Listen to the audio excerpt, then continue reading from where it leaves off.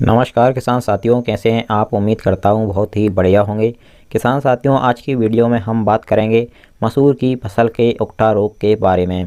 किसान साथियों, मसूर की फसल के उकठा रोग क्यों लगता है और उकठा रोग आपकी मसूर फसल में ना लगे, इसके लिए आपको क्या कार्य मसूर फसल में समय रहते करने चाहिए।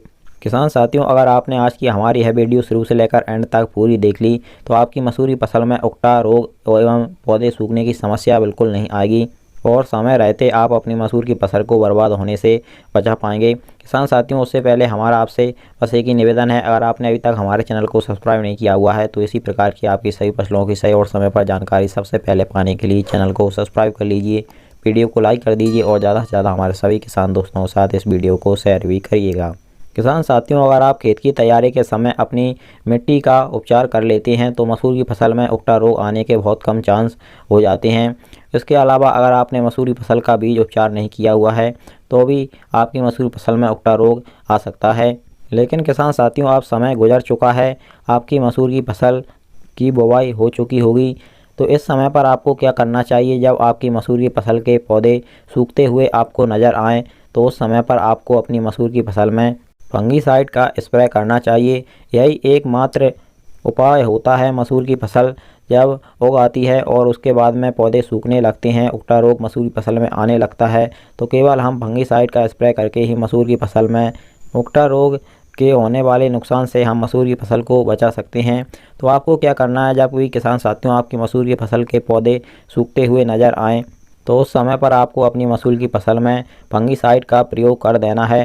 फंगीसाइड का प्रयोग मसूर की फसल में आप दो तरीक़ों से कर सकते हैं।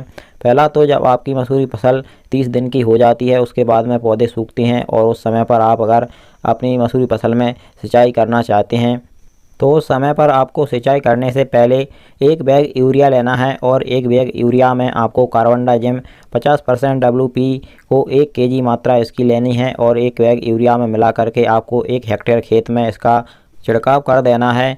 जिससे क्या हुआ किसान साथियों, जब आप मसूर की फसल में पानी लगाएंगे, सिंचाई करेंगे तो उससे पहले अगर आप कार्बनडाजिम प्लस यूरिया के साथ मिला करके उसको अपने खेत में मसूर की फसल में डाल देते हैं तो वह पानी के साथ में मसूर की फसल की जड़ों तक पहुंच जाएगा और जड़ों में जो फंगस लग रहा होता है उसको आसानी से कंट्रोल में कर लेगा।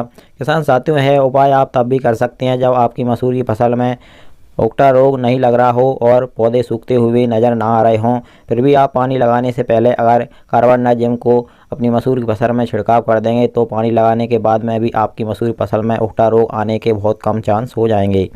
और फंगीसाइड के प्रयोग करने का दूसरा तरीका यह है किसान साथियों, अगर आप अपनी मसूर की फसल में सिंचाई नहीं करना चाहते हैं या फिर आपने सिंचाई कर दी है, इसके बाद में पौधे सूखते हुए नज़र आ रहे हैं, आपको उकठा रोग का प्रभाव देखने को मिल रहा है, तो आप स्प्रे कर सकते हैं। जो हमारा टेबेकोनाजोल 25.9% EC आता है उसको 500 से 750 ml 1 हेक्टेयर में आप स्प्रे कर सकते हैं। इससे भी आपकी मसूर की फसल में जो उकठा रोग आ रहा होता है उसमें कई हद तक आपको फ़ायदा मिलेगा और आपकी मसूर की फसल से उकठा रोग का कंट्रोल हो जाएगा। तो किसान साथियों, आप इस तरह से इन दोनों तरीक़ों से मसूर की फसल को बर्बाद होने से बचा सकते हैं, उसमें पौधे सूखने से या उकठा रोग लगने से आप बचा सकते हैं। और किसान साथियों, इसके अलावा आपकी किसी भी फसल में कोई भी समस्या हो तो आप हमसे बेझिझक कमेंट में पूछ सकते हैं, हम आपको तुरंत जवाब देने की कोशिश करेंगे। चलिए फिर मिलते हैं आपकी और एक नई फसल की जानकारी के साथ अगली वीडियो में। नमस्कार, धन्यवाद।